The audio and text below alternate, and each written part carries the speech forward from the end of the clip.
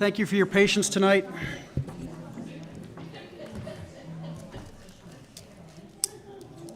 The time is now 6:40 p.m. Calling this meeting to order. Yeah, we're good. I just straight up bumped it, but I won't. Okay, we're good. Tonight, present we have Councilmember Matos, Mayor Pro Tem Cornelison, Councilmember Moncrief, Councilmember Hodges, and Councilmember Shannon. A quorum is present. Tonight, the invocation will be given by Pastor Tucker from Godley Methodist Church, and we'll be doing the pledge after that. So if you could please rise, sir.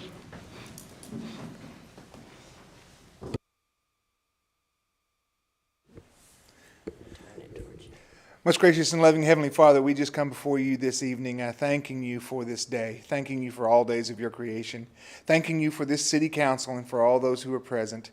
And we are reminded that this council is here by your authority. Colossians 1:16 reminds us that all things are created for him, whether on earth or in heaven, whether thrones or dominions or principalities or powers, whether visible or invisible. All things were created by him and for him. This council is here by your authority, and we just pray that you guide them and lead them and shape their hearts and their minds and their decisions, and be with all the community here to support them in their decisions. Thank you, Lord, for these blessings and for this day. It is in your Son's name, Jesus Christ, we pray, as we pray through the power of your Holy Spirit. Amen. Amen.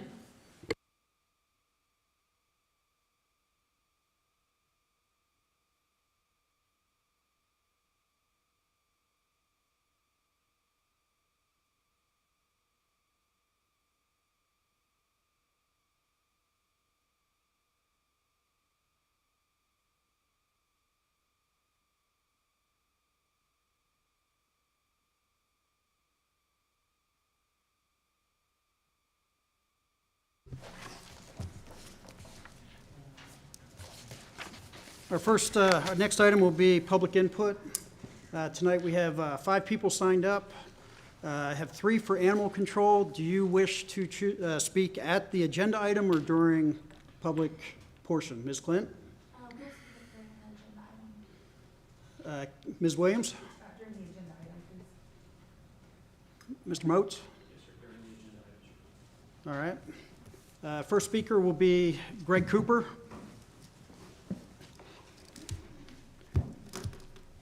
Sir, if you will, you'll have 5 minutes. I'll let you know when you have a minute left. We're now asking that if you'll state your name and address for the record when you start, please. Greg Cooper, 6 Fox Hollow, Joshua, Texas. So I want to thank you guys for serving and congratulate those that have recently been elected. And it's got to be uncomfortable asking to have to consider a lot of debt right out of the gate. I am involved with countywide politics, and I want to thank the council that's been here a while and thank previous councils and previous staffs for years. Godley ISD currently has the lowest tax rate in the county by 7 cents at 51 cents. Second highest is 58 cents. Most are in the 60s. Rio Vista's at $1. This city, over many years, many councils and staff, has continually taxed citizens absolutely very, very, very low. And the citizens need to remember that. There's a lot of political subdivisions that property taxes go to, and the city of Godley, up to date and in the past, has done an excellent job at being really, really good stewards of taxpayer money. They also have an additional 10% homestead exemption. That is a voluntary thing that the elected body can do. All of the residents of Godley need to really understand how responsible the money has been managed for many, many years here. And you guys have never overtaxed the taxpayers. And this goes back to previous councils and previous staffs. They've also have a freeze on over 65. They have additional exemptions for over 65. They have a freeze for exemption, disabled, and additional exemptions. And the bottom line is you guys are in a really bad spot. And I really am excited to see that you guys are doing a town hall to communicate this. I will help communicate how responsible the city has been over many years in keeping the taxes low here for the, on the cities. You guys only control the city tax, but the council, the staff, for many years has done a really good job. And people need to remember that when hard decisions need to be made. So I'm thanking the council, past, going back, for what they've done. And I know you guys are in a tough spot. And you guys are in my prayers and best wishes in having to manage that. It's tough. And I'm glad and thank you guys are serving. Thank you, sir. Angel, who's Angel? Would you like to speak now or during the public hearing, or you can speak both? It's your choice. During the public hearing is fine. All right.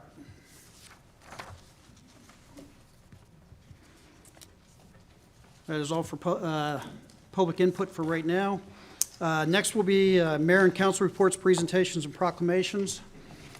On this, I just do want to report to the council that, with the wastewater treatment plant, the money that we're going to have to spend on that, something that you also need to be aware of. Past councils have approved some development agreements that may not have been in the city's best interest. One of them being Godley Ranch, the other being Rosemary Fields. And both of those, the previous councils have made agreements with the developers that we would refund the impact fees to the developer from the wastewater treatment plants. The impact fees are designed to give the city the ability to offset or to pay for the impact that these developments would have on the city and their resources and the infrastructure. But also there's was a 380 agreement done with Bloomfield Homes that we're refunding sales tax to them. In the future, I personally will not be supportive of anything like this for home builders. The home builders are going to come anyway, but this is just something that you need to be aware of. We just kind of found out about one, I think is a fair statement. They presented a bill. I don't think we have found any others, but we don't know what we don't know.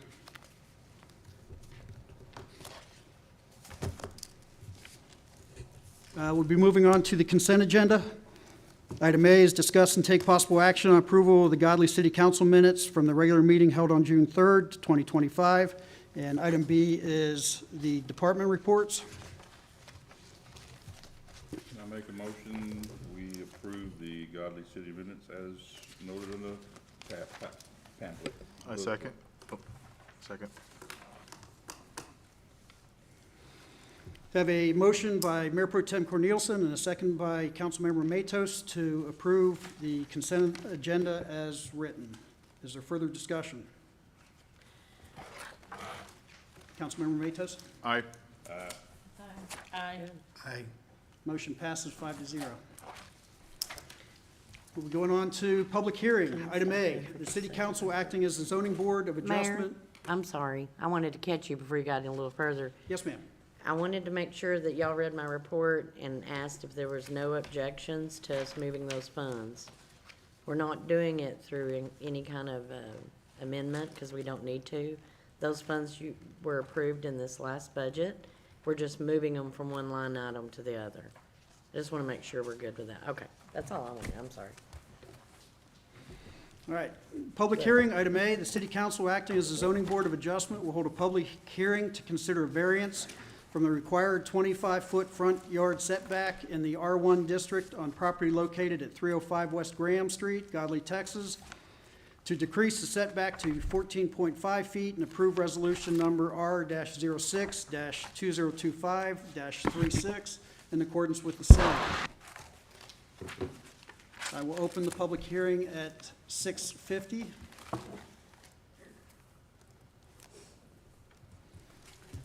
Ms. Winkle, is it proper to have the engineer speak first or the resident? Actually, we would like for, Morris to give you his Or, presentation. I'm sorry, zoning, not the Yeah. engineer. My mistake. Have him give you the presentation on the variance. All right. Sir? Mayor, members of the council, I just want to point out a few things. I've got about 11 slides I want to run through, and some of them are just generic location-wise. And this is the first one, showing the location of 305 Graham Street. And I also want you to notice on that right to the right of this, there's another little rectangle, and then to the south, there is a longer rectangle. This all used to be 2 lots. Okay. I was gonna say, I have a pointer if that's what you need. She just went to go get ours. Always come prepared with a pointer.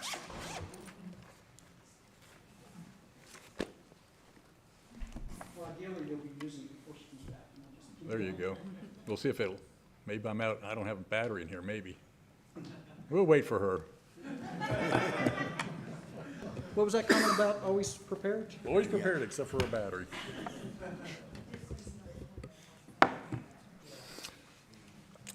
But anyway, and I just want you, as we go through this presentation, just to remember those things that I've talked about, those 3 rectangles. This used to be 2 lots that was platted in 1902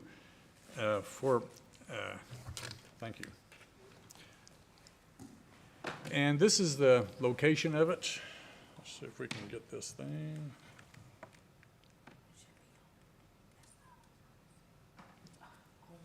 There we go.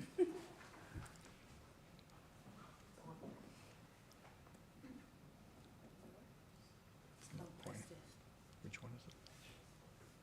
There you go. The red. Okay. This used to be 2 lots that was platted back in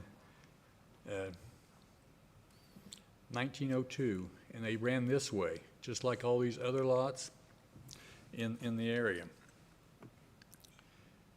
And this is a photograph of the site, and we're talking about the variances on this tract right here. This lot used to include all the land back to here, which is 149 feet with a width of 80 feet. Both lots had the same dimensions, 80 feet by 149. In the R1 zoning, there are certain setbacks that are required. The first one is a minimum front yard of 25 feet, which the variance is being sought for tonight. The minimum rear yard is 20% of the lot depth, and in this case, it would be 17.4 feet. And a total of the side yards is 20% of the lot width, which would be a total of 16 feet. Also, the minimum lot size is 7,500 square feet, and that's something I'm going to refer to several times in this presentation. This is what the current plat is. Back in 2023, this area was replatted into 3 lots. It used to be 2, and it was changed into 3. And all of these lots that face onto Graham Street are substandard. 7,500 square feet is what the minimum lot size is. And these were both platted, one as 6,975 square feet, and the other one right on the corner is 7,000. And then on the one that runs lengthwise of both of these is around 10,000 square feet. So you have, between these 3 lots, when it was platted, only one of the lots was platted legally as far as size-wise. The other 2 are substandard according to your zoning ordinance. And this is the original plat that was done back in 1902. It's a little fuzzy, but that's what the county had as far as, and we're looking at these 2 lots right here. That's the way it was originally platted. And then the plat we just looked at cut these in half, and so you had a lot in the front, one in the back, and then this longer one right here. This is the house they want to put on there, which is approximately 2,200 square feet, including the garage. And the front of the nose of the garage is 14.5 feet from the right-of-way line, which is normally 25 feet. So they're exceeding it by 10 feet. And this is a copy of the plat that was signed off on. It was done in 2023, which is just several years ago. But the interesting thing, there was a statement that was put on this plat, and I want you to look at number 3, where it says, "The sole purpose of this replat is to subdivide the lot 1 into 2 buildable lots." And now what we're finding out is, no, it's not buildable for the size of the house that they want. It's a substandard lot size. It's 6,900 square feet. It's supposed to be 7,500, and now they're asking for a variance because it wants to stick out too close to the street. And so they're actually violating several different ordinances. One of them is the size of the lot was, first of all, substandard, and now they want to put a house larger than what the standards allow in this area. Now, if they wanted to do something different, if you go back to the house picture, you know, they're showing approximately 17 foot on one side and 15 foot on the other side. They could reduce that to a total of 16 foot. So they could actually squeeze the house down and still fit this house on there if they changed the arrangement of it without impeding or encroaching in the 25-foot setback from the street, like everybody else in the city is matching up to at this point. Having said that, that concludes my presentation at this time, but I just want to bring out those facts.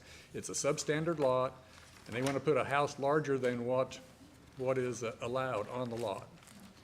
Can you pull back the picture that shows the 3 lots?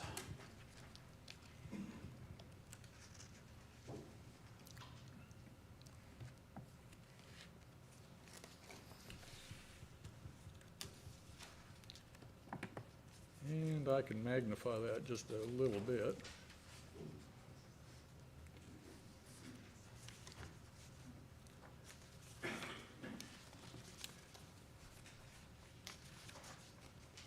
You can see right here, it's 6,975 square feet, 0.16 acres, and it's 86.95 feet by 80 foot here. And they just virtually took a little bit more than half of the depth of the lot when they were making this, and they turned the rest of it into this lot here.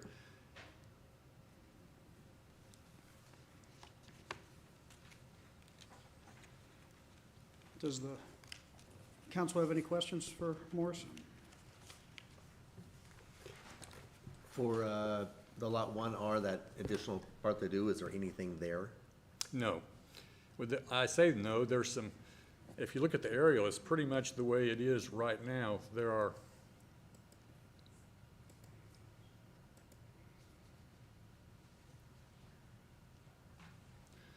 There's a couple structures that are here in the back. As far as owning it? These right here. Do we know who owns, is it one of the other homes that owns that? I don't know who owns Okay. that lot. Can rezoning be done to make all the lots legal That would be rezoning, that'd be replatting. or replatting? That would take multiple owners to transfer property rights.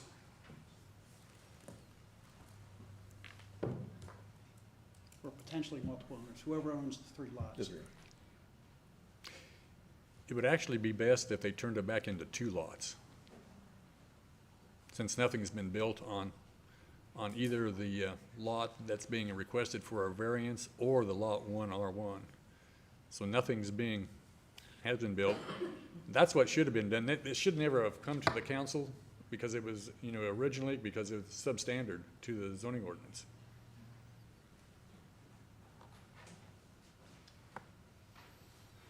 But what's being requested is it'll be one house on 2 lots, 1R and One, 2R, no, the request is one one house. house on one lot, but encroaching in the 25-foot setback.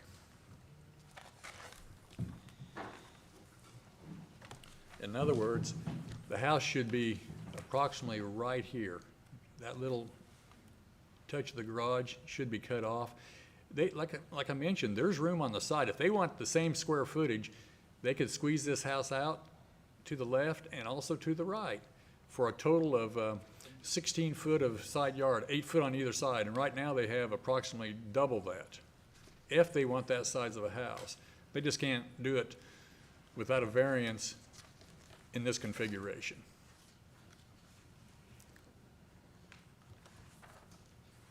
What's the rule for the side lots? 20% of the total width, which is the width is 80 foot.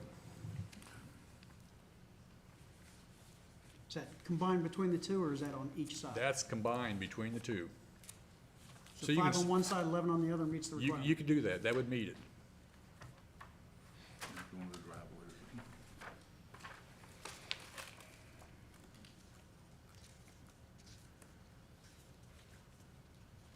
Council have any other questions for Morris?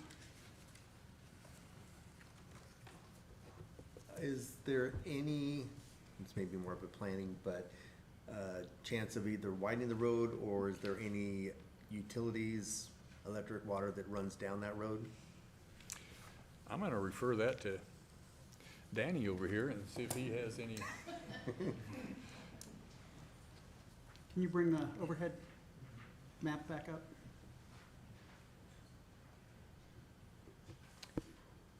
Yeah, so right there on Graham, there is a water line and a sewer line, but the water line's on the other side of the road, and I believe the sewer line is a little bit closer to the edge of the water. Does that, to the road? Does that answer your question? There's some utilities, but not up in the property. They're out in our right of way. I think I understand why you're asking. So yeah, I mean they're out in our right of way. And as far as widening the road, there's not any plans to widen that road as far as right now. Just want to make sure there's no, if the house is there, we're not all of a sudden digging up their driveway to Yes, sir. put a line in. Yeah.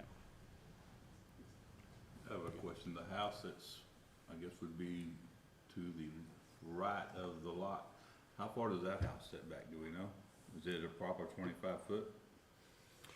Or, I didn't notice it. when I drove by. It appears to be so. I didn't get out there and physically measure it, but when you drive by, it's set back. Yeah, I think so. Cause they come off Sixth Street, they don't come off of Graham to their house.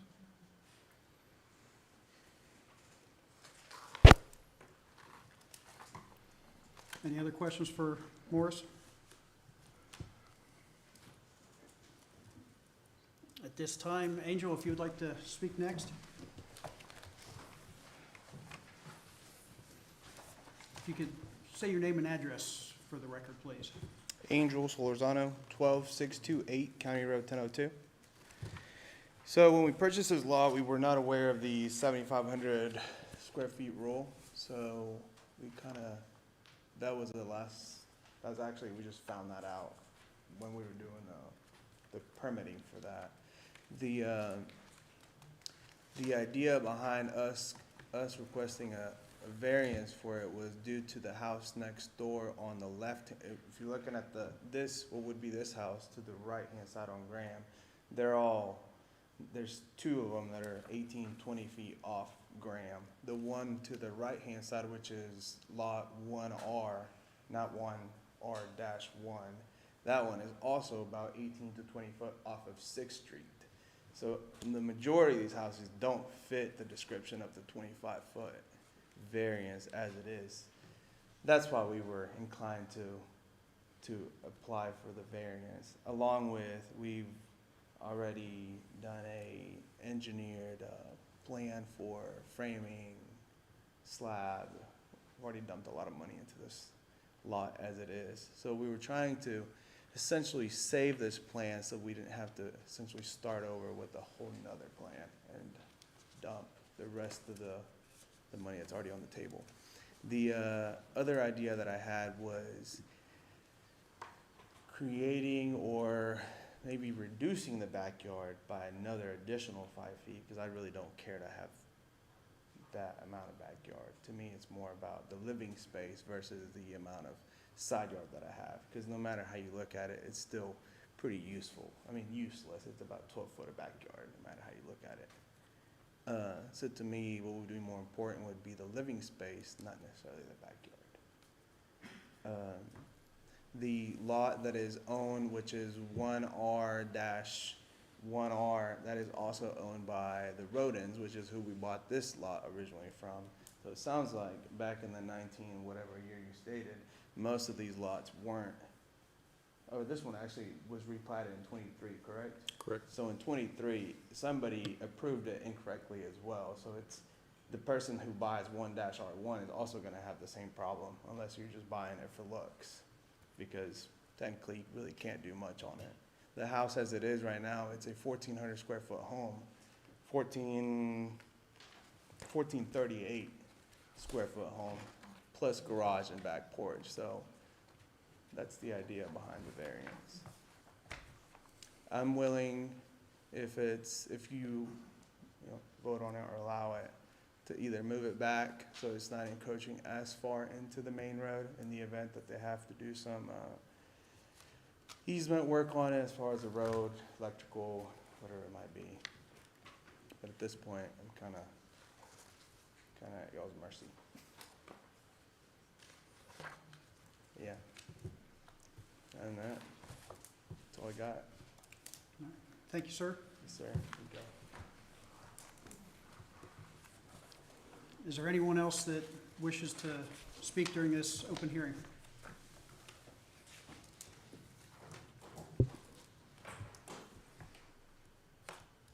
Nobody else identifying. I'm going to close the public hearing at 7:07. Moving on to item B, discuss and take possible action at the Zoning Board of Adjustment to approve or disapprove a variance from the required 25-foot front yard setback in the R1 district on property located at 305 West Graham Street, Godley, Texas, to decrease the setback to 14.5 feet and approve resolution number R-06-2025-36 in accordance with the same.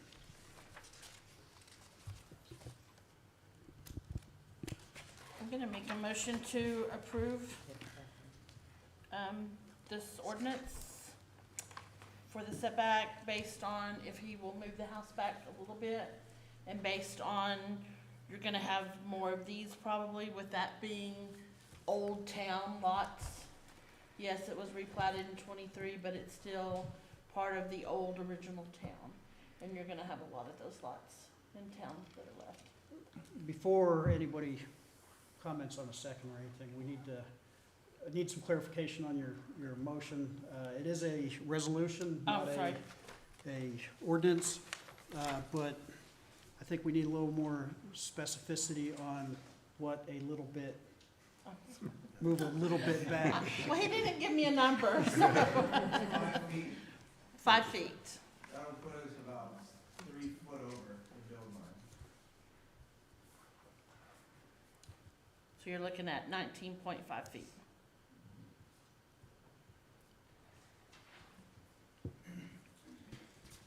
If I may, if he scoots the building back, One moment, sir. I do have a motion. Do I have a second? We'll come back to discussion if we have a second.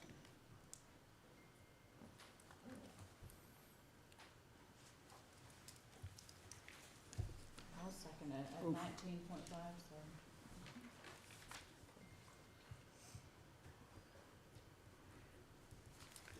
Have a motion by Councilmember Hodges and a second by Councilmember Moncrief to approve item B, adding in that move the house 5 feet further back off the road for further discussion. Sir? if you do that, and you move the whole building back, you'd have to have a second variance for the rear yard. So it's just not the front, it'd be the rear also.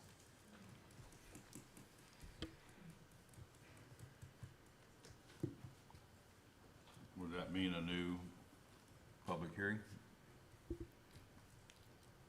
If I may, before we get into too much more of this, so if you're going to grant a different variance than what's requested, then you're essentially denying the variance as presented. So yes, you'd have to apply for a new one and make sure that whatever that setback is, right, so it'd only be a 4.5, 5-foot variance, what that does to the rest of the lot.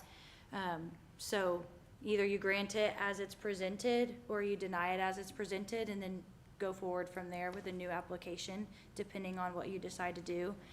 But I also just wanted to take a minute, we've got new council members, and I don't know that we've had you guys sit as the Planning and Zoning Commission, so you're putting on a different hat right now. You're not seeing this as city council, you're seeing this as the Planning and Zoning Commission, because in Godley, that's how the city council sits as the P&Z Commission. So they're separate boards, separate entities. So I just wanted to kind of talk to you guys a little bit about what you're considering when you're presented with the variance. So the 4 elements that you're looking at when someone requests a variance are, if it's granted, it's not contrary to the public interest, the literal enforcement of the provisions as they are, so of this setback, does that cause an unnecessary hardship on the property? Does it observe the general spirit of your zoning ordinance and your subdivision ordinance? And does it allow substantial justice to be done? So those are the 4 elements you're looking at. 3 of those 4 are flowery, and let you have a lot of leeway in what you want to consider. The one that we deal with the most is whether or not it presents an unnecessary hardship. And if you're all struggling with that, we can talk through that a little more. But those are the 4 elements that you're looking at to consider whether or not you want to grant a variance. Before we go further in this discussion, do I have a valid motion? Well, essentially, it's going to deny the variance. Well, if we approve this, we're denying the variance, but we're not doing anything. Correct. I mean, Then he's so going to we have to kinda- come back for another variance request for the rear yard setback.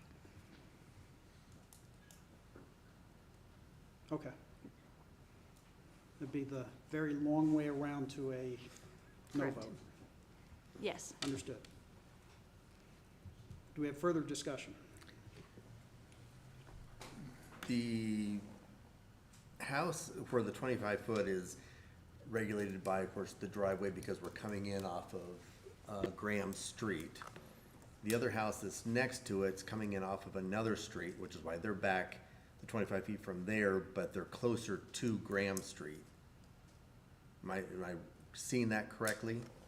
I guess the question would be is where's the front door for that, Yeah. Yeah, the front door's on Graham Street. Correct. So the driveway on the side is not meeting the requirements. I mean, it's valid. It's meeting the 16 feet rule. But the living space is within that area. Correct. And so what was the living area, would it get changed at all? Would it still be 1,400 square feet? What would that be if you make the adjustments?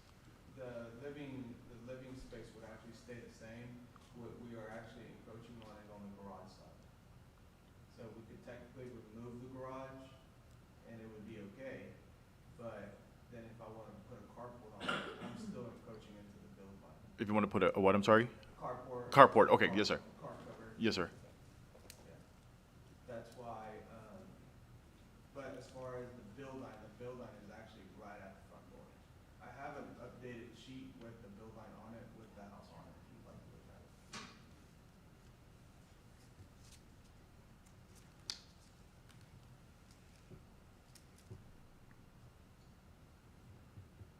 I'm good, Mr. Mayor.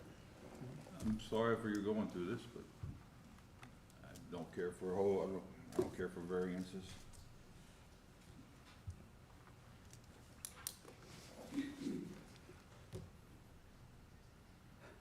So in essence, Lindsay, if I understand this motion, whether the motion's approved or not, the variance request is not approved no matter what. Correct. Okay? Why is that? Because the motion is to adjust the request, which we can't do as a council. It would have to be a new variance. Oh, as far as moving the house back to 5 feet? Because it's creating a new variance, it does not apply to this variance request. What if we just forget about the 5 feet and just leave where it's at? That way we don't have to come back, and we don't have to reapply. No, we can amend the motion. We can always amend the motion.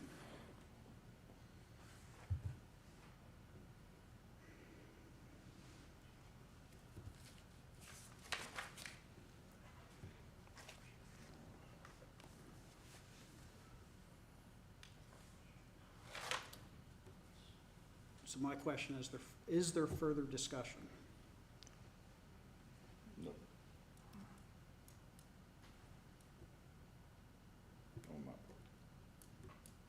All right, then we're proceeding to the vote.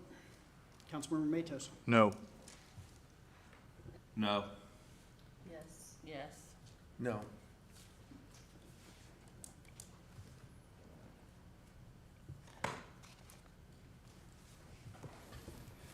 The motion does not pass by a vote of 2 to 3.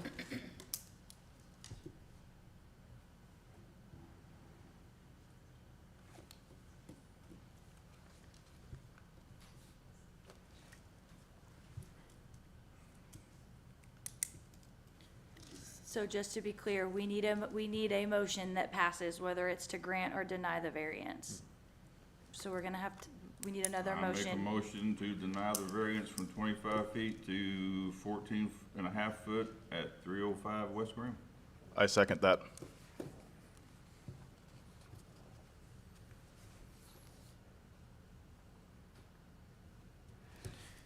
I have a motion by Mayor Pro Tem Cornelison and a second by Councilmember Matos to deny the request for item B.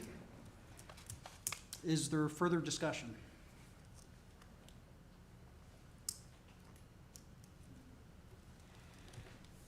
Councilmember Matos. Aye. No. No. Aye. The motion passes 3 to 2. The variance is denied.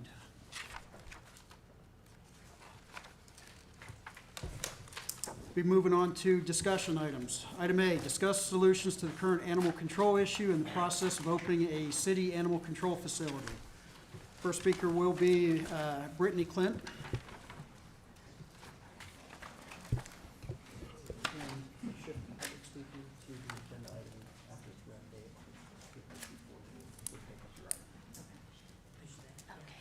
Give me 1 second here. You'll have 5 minutes. I will let you know when you have a minute left. If you could please introduce yourself and give your address, please. Hello, my name is Brittany Clint, and I live at 7605 Cottonwood Canyon, Godley, Texas 76044. Good evening, council members. Thank you for allowing me a few minutes to speak again today. Instead of highlighting the problems that the city has with animal control, I'm here today to share a solution that would significantly help address the urgent need for a proper animal shelter. Funding support from the ASPCA, one of the nation's leading animal welfare organizations.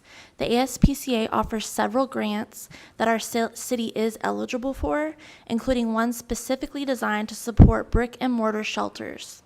Whether for new construction, renovations, or improving conditions for the animals and staff inside. I'm going to now go through 3 different types of grants that are available. The first is the National Shelter Grants Initiative. This is the most promising option. Grants typically range from $20,000 to $95,000, and they're specifically intended for organizations, including city-run shelters, that are working to improve shelter infrastructure, reduce animal suffering, and increase positive outcomes like adoptions.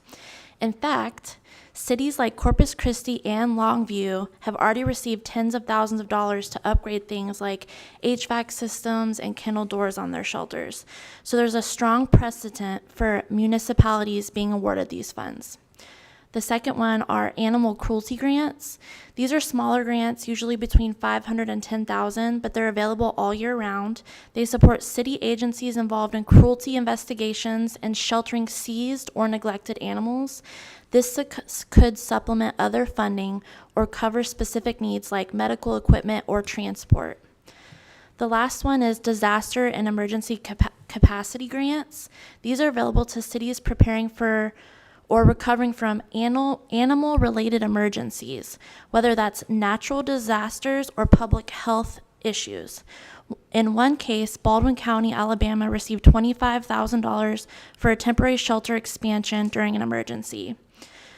So for an example, the pack of dogs, which I've said before, I would constitute as an emergency, we could actually get funds or a grant to cover addressing that issue. While not all these grants fund full construction projects, several can be combined or used as matching funds towards larger goals like building a new facility or upgrading an existing space. How do we apply? Applications are straightforward but competitive. The city would need to confirm our shelter would be officially city-run or operated under a city partnership, clearly describe the need, proposed improvements, and expected community impact, submit supporting documents like shelter statistics and project budgets. Some grants have rolling deadlines, while others, like the National Shelter Grants, open at set times during the year. Right now, there is active funding available. In closing, with smart planning, we can leverage private foundation dollars to reduce the burden on our local budget while still addressing an urgent community issue. These animals and the staff who care for them deserve a humane, functional space, and we now know that outside help is available to make it happen. Thank you for your time and your commitment to animal welfare in our community. Thank you, ma'am. Next speaker will be Ms. Williams.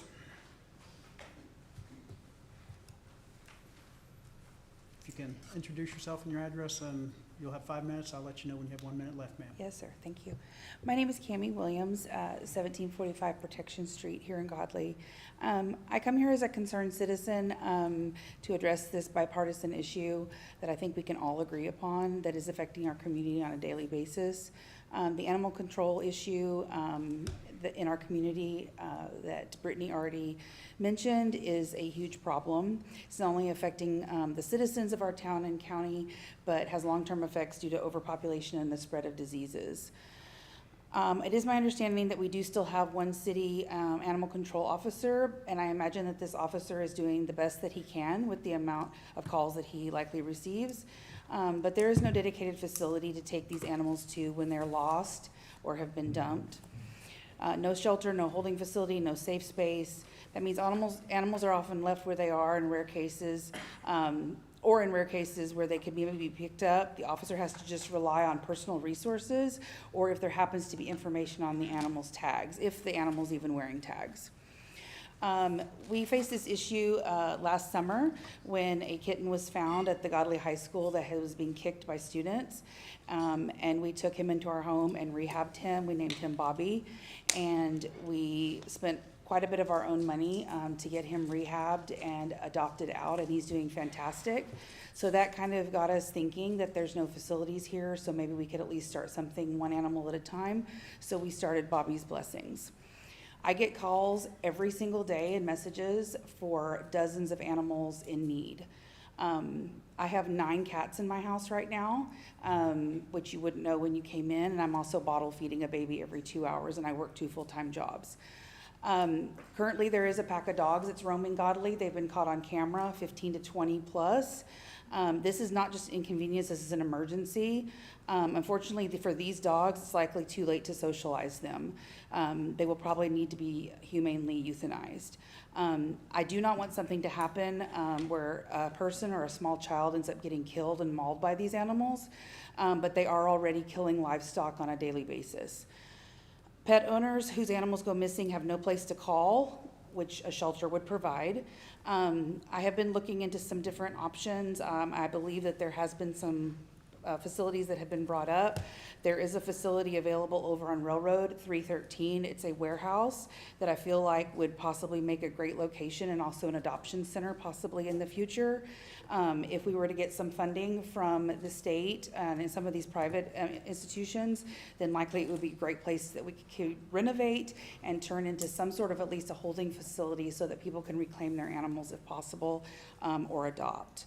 We could also collaborate with local vets, the ISD, creating programs where some of the kids, like with FFA, could help volunteer and take care of the animals if they're in that facility. Just some ideas.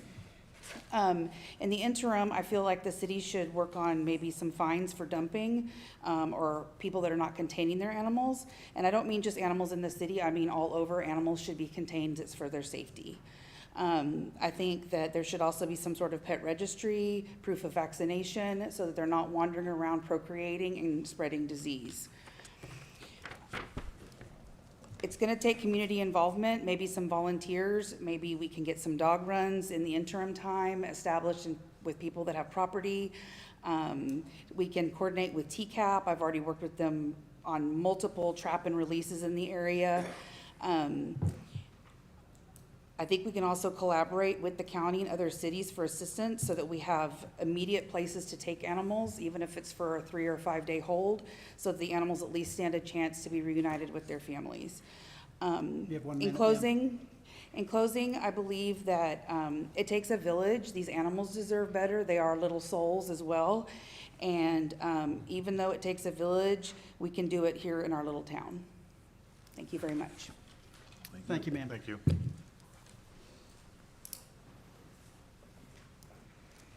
Next speaker will be Mr. Moats. You'll have 5 minutes, sir. I'll let you know when you have your Appreciate it, 1 sir. minute. If you can introduce yourself with your address, please. Sure thing. My name's Bruce Moats. I live at 1204 Grand Meadows in the Star Ranch neighborhood. Ladies and gentlemen of the council, I appreciate the time for allowing me to come speak on this issue. Right now, we have a clear and present threat that's to the public safety of the citizens of Godley. As you guys can see, there's these pack of dogs that are roaming our neighborhoods. I can specifically speak to my neighborhood and on Grand Meadows. My neighbors here, my neighbor John back here at 1201 Grand Meadows has came with us today and has captured, as I've shared with a couple of you on council, videos of these dogs going down Grand Meadows Drive. I personally have a 7-year-old as well as an 11-year-old. And my kids playing on that street, as well as our neighbors' children, they are out on that street where these dogs will come by. These dogs, granted, they tend to move at nighttime. They tend to avoid people. However, when you have dogs that are in that stray of situation, those do pose a threat to our children. That said, moving here, I moved in the city of Godley in October. And moving here as a new resident and seeing the area, it's an awesome area. I love this community. You guys notice I'm here at council meetings on a regular basis, just trying to keep an idea of what's going on. And it's been just recent that the talk has been that we've been talking about the animal issues. And when I say recently, during the course of the election, it came up, and nonetheless, that's something that is surprising as somebody that has been here to every city council meeting since, at least since the year started. That said, I'm not saying that is from a critical standpoint. I'm saying that as from a surprised citizen standpoint. We need to take action with this issue. This is an issue that the city can take and wrap its arms around and move forward with. What I hear on a regular basis is, hey, that's a county problem. The dog dumping's happening in the county. We can't do anything about it. The issue's occurring in the county. I spent a 17-year law enforcement career crossing county and municipal jurisdictions in both misdemeanor and felony investigations. And when we have a problem that takes place within our city, it's the job of us as the community members in the city and the city itself to take action and to address that problem, especially when it's a threat to the public safety and the safety of my 7-year-old and my 11-year-old. That said, if we don't do something now, if we don't do something to move forward, then I fear that we're going to have somebody get seriously injured or seriously killed as a result, killed as a result of this issue. This is something that our city needs to take action on now. Granted, are there limited options? Sure, but it doesn't mean that we can't get together, put our heads together, and figure out a collaborative way for us to be able to wrap our arms around this issue, solve this problem, and protect the citizens of Godley. Thank you very much. Thank you, sir.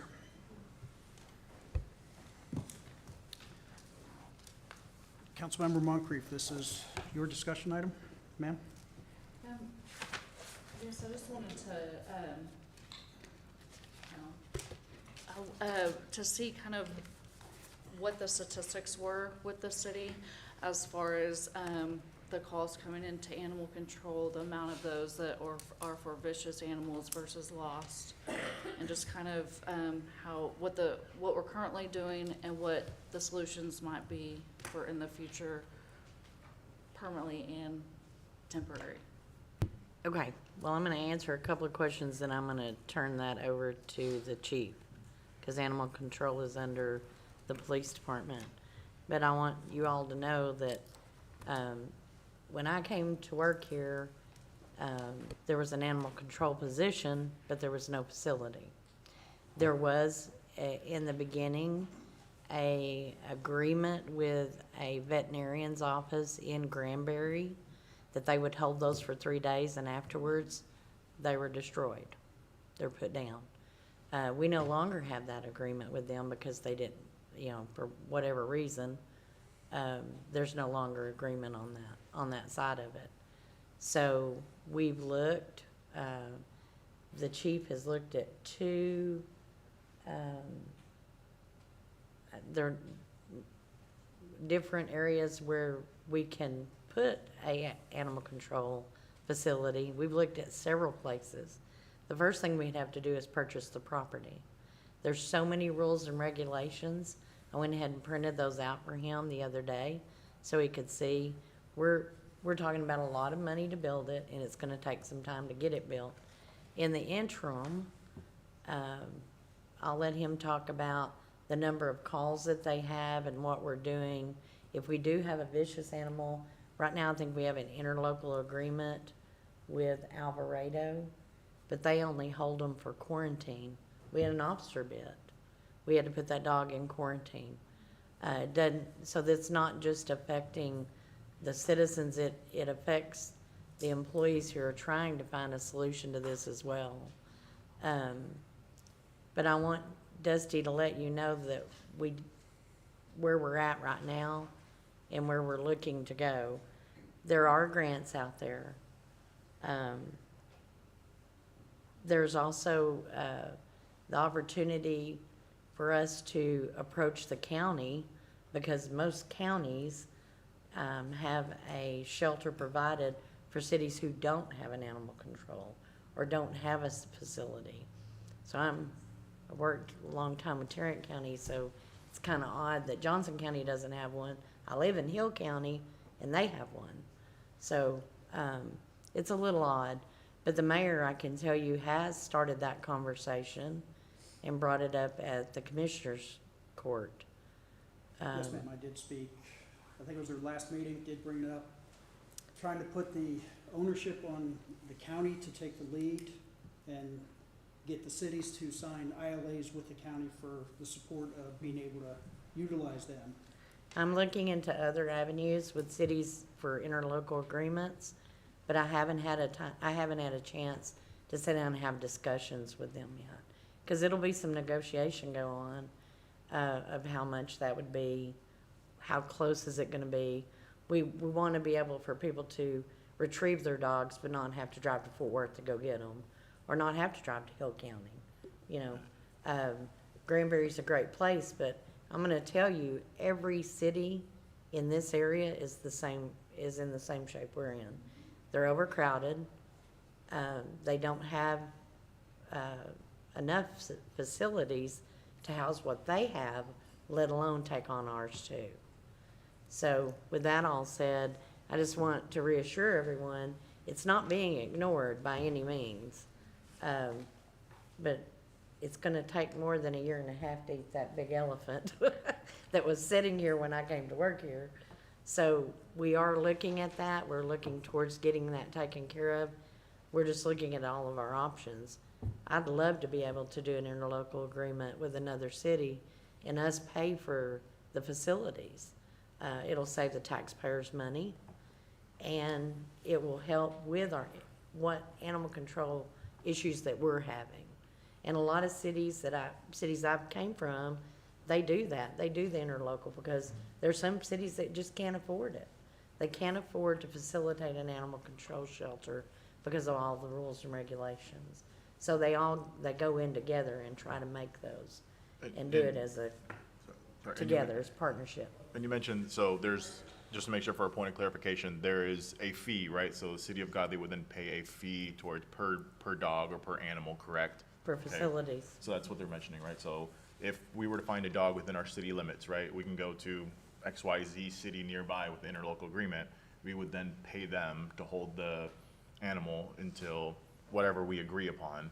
That sounds, there's that. And then my other question is, from the experience here, our city ordinance, how strong is it right now, Courtney?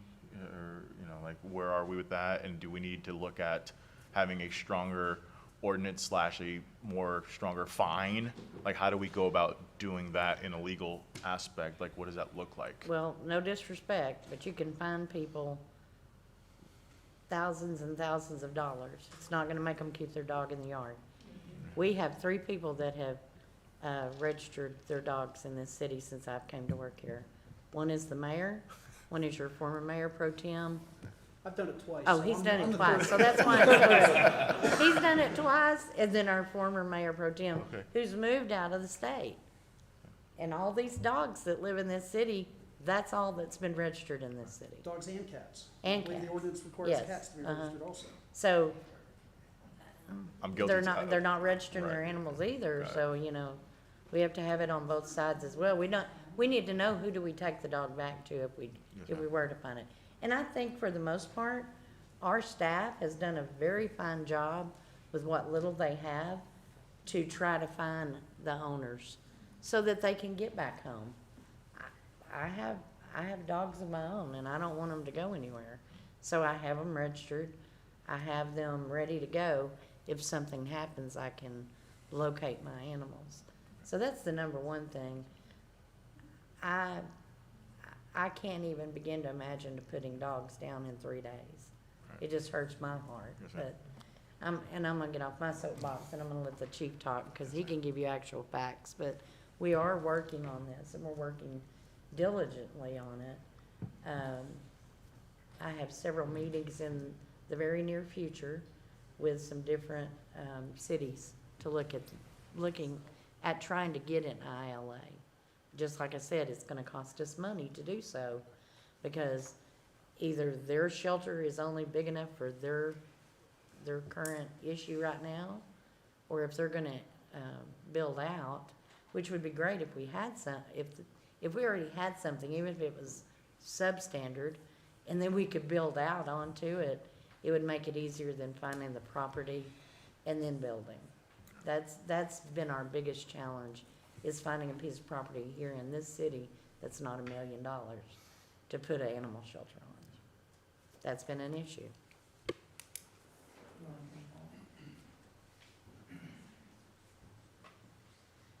So there's so much to this. I mean, we can sit here and talk all night on this topic because it is so involved.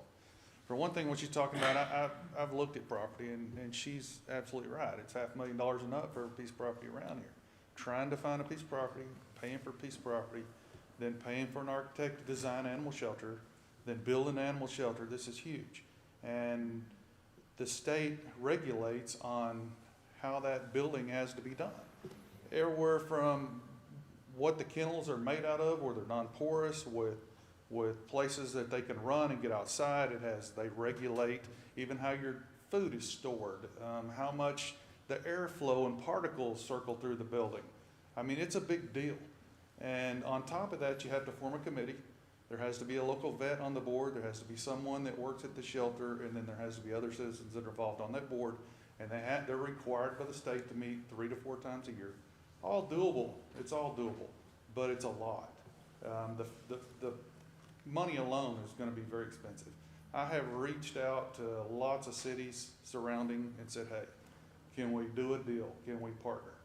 I'm like Angie, when I first started here, that people were picking up a dog, the former animal control officer, taking them to Granbury, and they hold them 3 days and put them down. Well, if that was my dog, I'm gonna be pretty upset, because we don't even have time to find an owner in 3 days. That just became I mean, your dogs are like your loved ones anyway. I saw that as a huge liability anyway, but we're no longer contracted with them.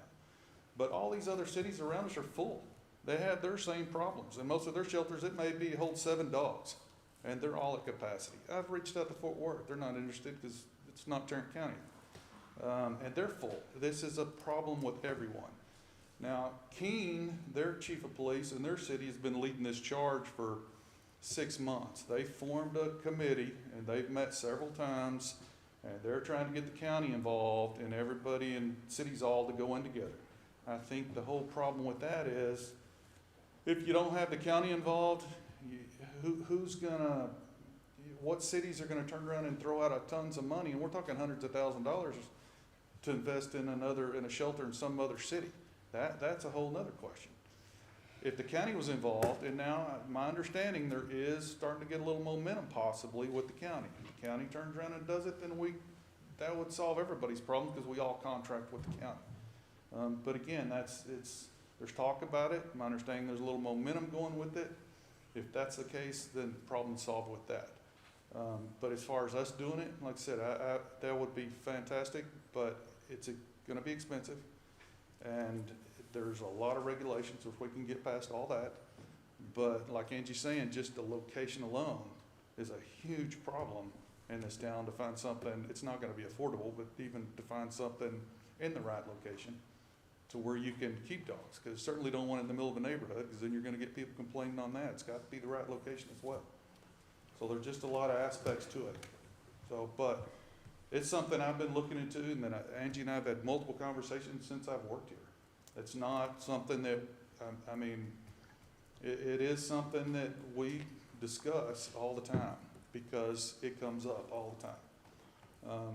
We're conscious about dogs, in the county, and most of these dogs that we're talking about, they stay in the county, they come into the city, they go in the county. Our animal control officer's done a fantastic job, like she's talking about, with what little he has to go on. If he's found a dog, he's usually been pretty good about finding its owner, tracking somehow, and where it belongs and getting it back. Anybody who dumps a dog, when you're talking about ordinances and things, it's against the law. I mean, it's a Class A misdemeanor if you go dump a dog.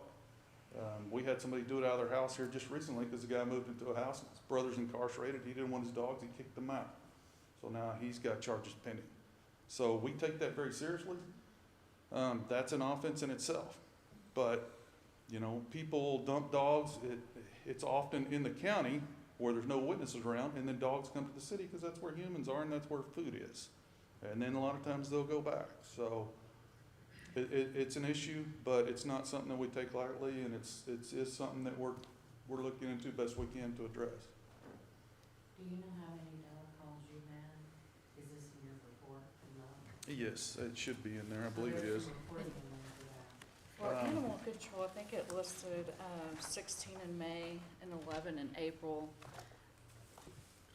I'm curious as far as how many is that vicious stray versus lost and just. I can't think of a vicious stray since maybe one, but we found the owner on it.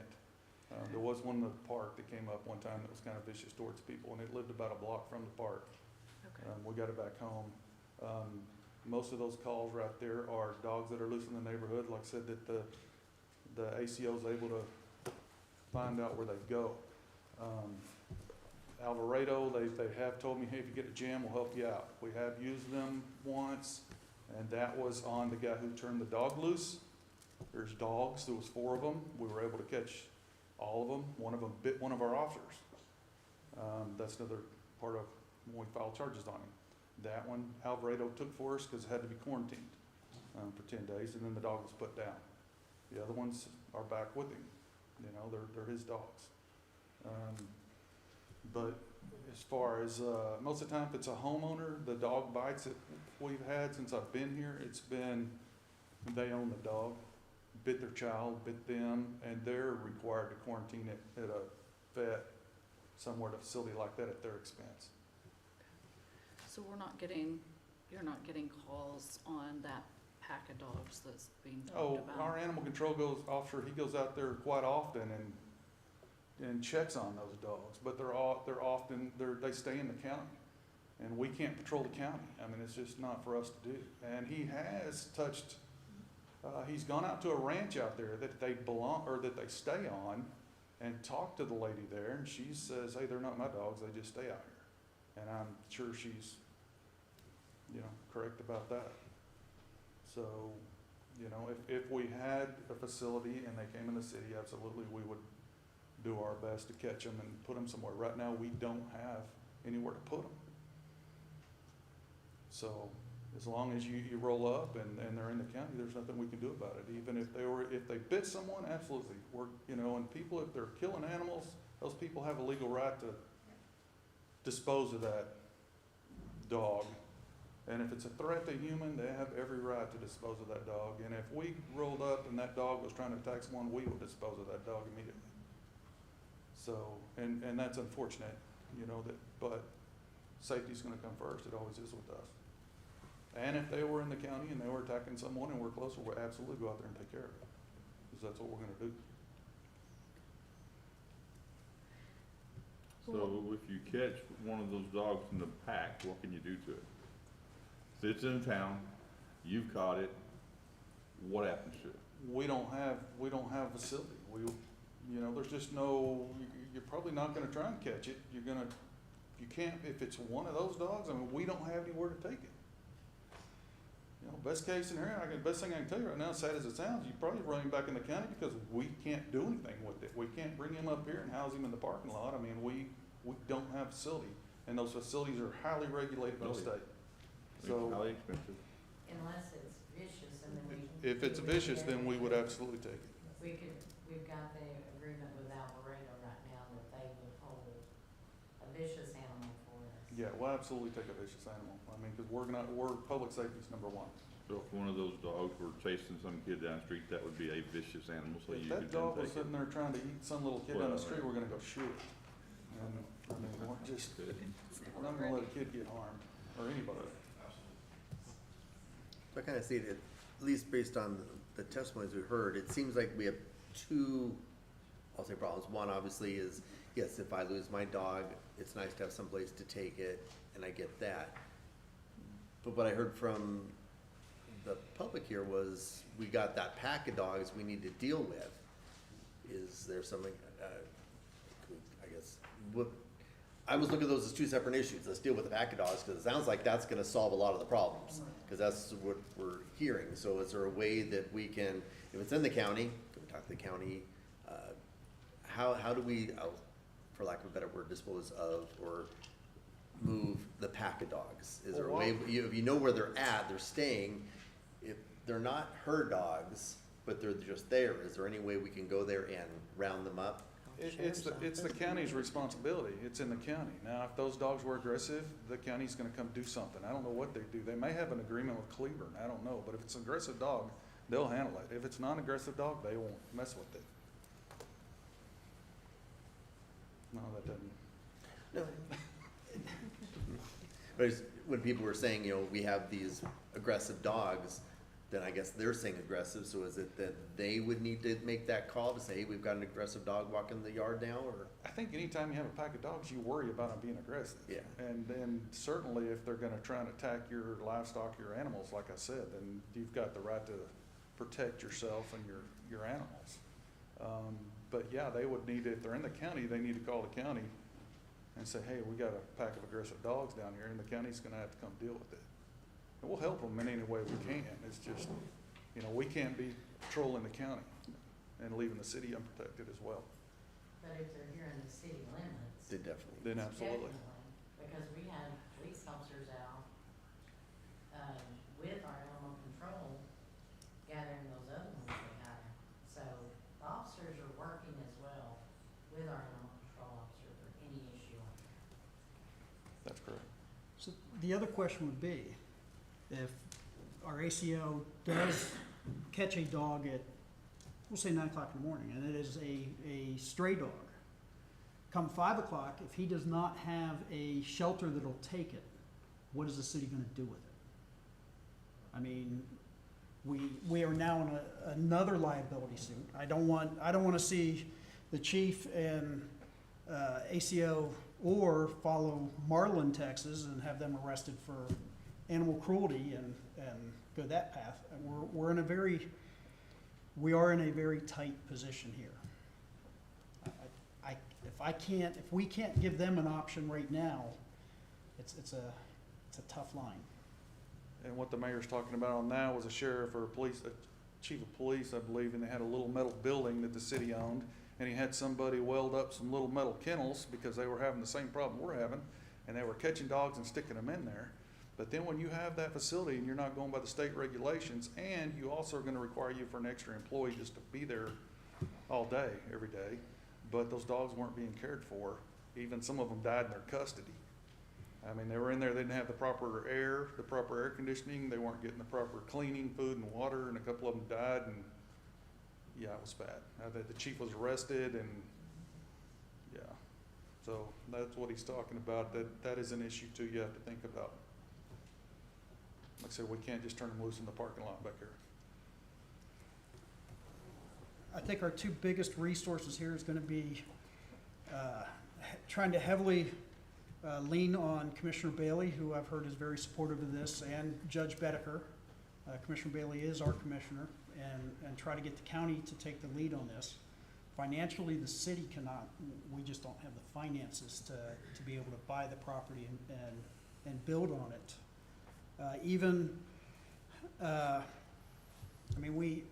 We've had 8 animals registered this fiscal year for the city limits. We can't even take that money to use it for anything. I mean, $80 this year is not gonna do anything for us. I'm gonna pick on you for a second, since you said you had a cat, so don't take this personal. You're talking about enforcing the finding and the ordinance, and I don't even know what our ordinance says. If the I'm sure you're gonna be seeing the ACO here in the next couple of days, but, I mean, should he be knocking on doors saying, I hear you have a cat, and here's your citation? I mean, I'm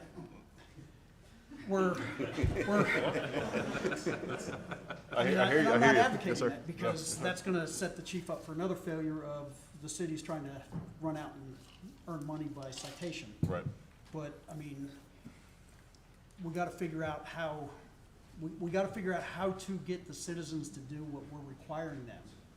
And we're failing there also. What are some suggested things to get citizens more involved? I know the ordinances were recently updated. Per online, it still says every 3 years, but I know our website's getting updated, so I'd assume it's gonna be updated then. But even once getting that on there, I know there was discussion previously on maybe like registration day and pet registration day or things like that. What are some things that we could do to encourage Well, we are, citizens to register? National Night Out is coming up in October. We've also talked about him setting up a table through the police department on a booth at our events to bring his registration forms with him, and we would advertise that. Now, we won't be doing it at the 4th of July because it's way hot, and that's gonna be kind of a short window of time for that, or the 5th of July, I'm sorry. But the next event would be National Night Out, and that's where you get a lot of your information out to your residents. And so that's what we're working on. We also have our newsletter that we send out in the water bills, and then we put it on Facebook. We're gonna put, the girl who does our newsletter is working on a QR code that they can click, and it'll take them to a registration area. That'll all kind of work together with our new website. So website's coming on around the end of July, where we'll have more abilities to do things like that, where we can QR code, and when you do it, it'll take you straight to the website, and it gives you your registration information to register online. Those are some of the things that we're working on in-house for that kind of stuff. And like I said, that animal control ordinance probably needs to be reviewed as well. We took the most important thing, which is our zoning and our subdivision ordinances, because that has to be done. Animal control probably needs to be looked at next. But without the facility and without a place to take them, it's a little hard to regulate those kind of things. Now, keeping them, you know, in your yard, having them tagged and those kind of things, not letting them run loose, those things we can, and that's probably number one in your current ordinance. But the other part that talks about the facility, how many days we'll hold them, that kind of stuff will have to come later on an amendment. But we're working on all that. And I believe the current one even says cats can't roam at large. Uh-huh. And I don't know how you take care of that. Well, some cities will take them in and they have a vet on their committee because they're required to have that vet. And they have an agreement where they clip their ears and they have them spay and neuter. And then they turn them loose. And then they turn them loose to keep down the rodent problems. So, I mean, there's some cities that do that. There's some cities that do other things you don't want to know about. I have talked to TCAP, trying to reach out for help there, and for some reason, our zip code is not gonna qualify for any of the free lines unless the city will write the check for all the spays and neuters. Yes. They're not gonna help us with any of the Petco or any of the other stores that sponsor other zip codes. Right. One of the other things Mr. Orr brought up is registration and chipping, because chipping is not really, it's not that expensive. But using that as part of the drive also to get people to register on there. So, I mean, they are looking at things and trying to figure out what they'll have to do to limit our liability as far as chipping dogs and stuff. And that's another issue he has, because he doesn't come in, I mean, he can't just go door to door and go, hey, how many dogs do you have? Are you under the limit? Are they registered? You know, I mean, the only time he's coming across something like that is when he's on a call, there's a dog loose. Then he's letting them know, hey, you've got to register your dog. But people calling the police department to turn those in, if you see those packs. And I haven't seen it on Facebook, because I only put information for the city page. So if there's people putting stuff on Facebook about these packs of dogs, that needs to be forwarded to the city so that we can, and information so we can contact them to find out what's that location. A picture of them doesn't tell me where they're at. Doesn't tell the chief where they're at. We have to have someone call us and tell us, there's a pack of dogs here at Star Ranch, and I'm right here and I can see them right now. It doesn't matter if it's in the middle of the night or early in the morning hours, because if you're calling 911, it's dispatched out to the police department, and the officers can take care of it. That's what they can do as well.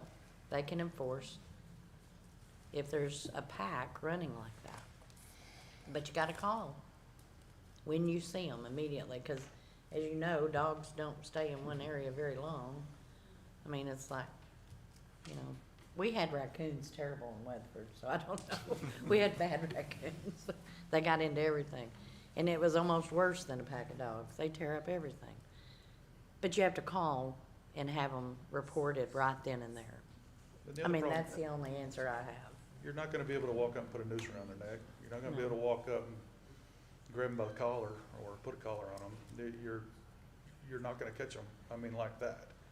So there's other things we've looked at. So one of the things is you have to dart them. And the dart, the medicine that you use in the dart guns is highly regulated. It's a controlled substance.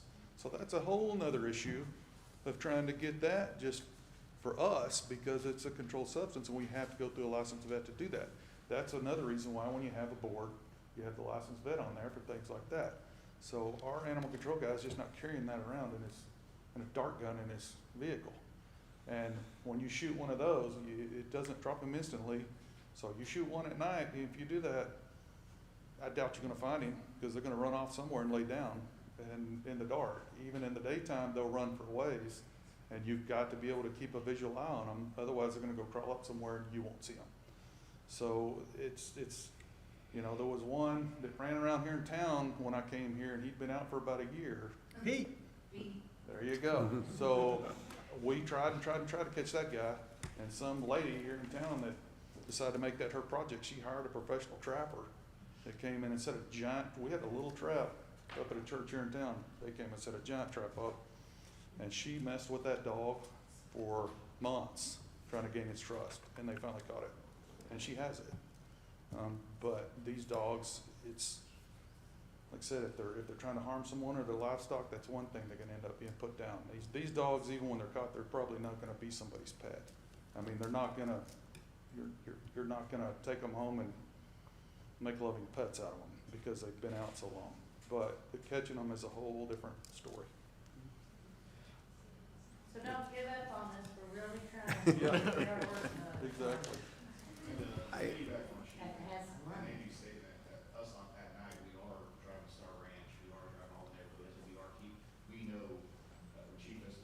Officer Arbor, if I can get you to do it on the mic if you're gonna speak, please, sir. Come on up, you got the floor now. You gotta be recorded.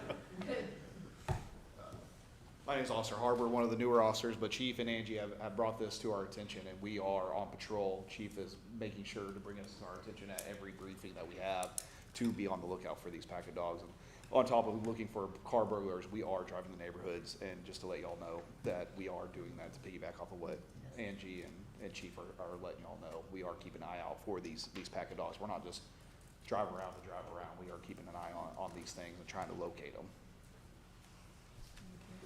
Thank you. Thank you, sir. Thank you. I have a question about the shelter. Assuming the city, even if we could have a shelter and pay for a shelter, if it was only the city of Godley, then any of these dogs outside of that, unless the county had an agreement to come in, then they wouldn't be able to. Is that, am I right on that, or? If the city had a shelter, if, we're gonna pick on you for a second, if Ms. Clint Yeah. came in with a dog, we would not accept it, Yeah. because she is not a city So it resident. sounds like it's almost better to do it with, again, the county. The county needs to be To the do it. lead. I hate saying this, but we need to move to the next higher step and start going to the commissioner's court and speaking there. And these are growing pains because you are in a rural area. These are major growing pains, especially, you know, when you're so close to the county. You're gonna have that. I mean, it's been going on for years. People dumping dogs in the county, it happens. And without the county having some type of facility to where even the county residents can pick them up and at least take them, then you probably wouldn't see as many here in town. I don't think we have a huge problem with our own dogs. I think they're dogs, and I'm not saying this but I think they're coming from the county into the city, because for the most part, most of our residents have their dogs in their yard, unless they just don't wanna take care of them, but you're gonna have that too. But for the most part, I think that's where the biggest problem lies. And it always has been in the county, so, but we're working on it. And if I can real quick just add one other thing, just to kind of put it in perspective, Alvarado that said, hey, if you get in a jam, we'll help you. They have 7 kennels. I don't know if I said that. That's it. So they usually try to keep one free for quarantine so they can hold 6 dogs. That pack won't even fit in there. I mean, that's how small these animal shelters are that are around us. So if we build something, if we were to do that, it'd need to be substantial. That's why it would be so helpful, and Keene is leading the charge. If they can get the county to go forward and everyone and participate in that, it would be beneficial for everyone. Thank you, sir. You betcha. Going to move on to item B, discuss ordinance number 06-2025-143, providing for the regulation of the land application of sewage sludge containing certain PFAS and other forever chemicals. This is listed as me, but I'm going to pass this over to Ms. Brittany. How did I know? Good evening, council. Good evening, council. There were some questions that Lindsay, our city attorney, had regarding this ordinance. There were some things in there that she wanted to ask. I pulled it up, Lindsay. Do you There were some questions that you had about some things within the ordinance. I just wanted you all to have a chance to look at, I know that the idea was presented to you at the last council meeting and the direction was draft something. And what I did was I took what Grandview had passed, kind of tweaked it to what Godley currently had. And I just wanted you guys to be able to have time to look at it before, as a discussion item, before you had to just look at it and approve it. So if you guys had questions or you had thoughts on anything specific you wanted in there, I don't know if you all had seen it before it was presented to you at the last meeting. So just wanted to let you guys put some eyes on it, have some time to mull it over and make sure that it's what you want. The biggest thing is making sure that we have the ability and the staff and the mechanisms to enforce what they have or how it's written. I think there were some questions making sure that one of the requirements is if you have this, you use these substances, that you have to have a sign in your yard, and just making sure that that fits with our sign ordinance and who's going to police that, who's going to monitor that, and just making sure that's what you want and that's how you want to go about regulating this. Make sure it's Lindsay, and then another question was that it calls for an application and a permit, and we will need a fee. We would have to add a fee to the fee schedule, an administrative fee for processing that. I know that that was included, but when we update the fee schedule, we can include that fee at that time. There will be an application that goes along with this. Is it gonna be included as an exhibit or standalone? It won't have to be. It won't have to be, okay. We'll just have the application on file for someone who wants to come fill it out. And then lastly, it calls for us to identify who will be the regulator or who will be responsible for inspections. And that's another thing that'll have to be addressed as well.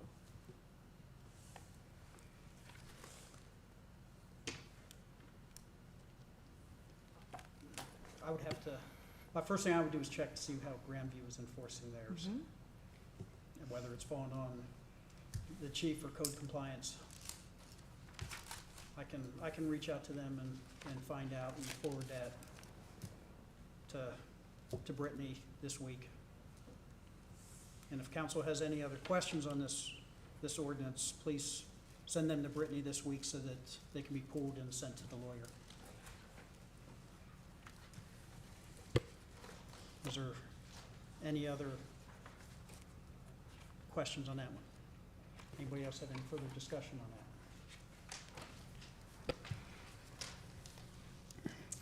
All right, moving on to items of community interest. City Hall offices will be closed Thursday, June 19th for Juneteenth holiday. Town Hall meeting on Monday, June 30th at 6 p.m. That's going to be here at City Hall. City offices will be closed July 4th for Independence Day. We will have a Independence celebration on July 5th from 6 to 9 at the Godley Park and Pavilion with fireworks and with food vendors. Yeah, and before that, we will have the Veterans Memorial rededication. If anybody's seen that, probably seen some things being done out there. Oh, you got yours, good. The Public Works has been working really hard to get this put together, and so you should have an invitation, and then we're sending an invitation out,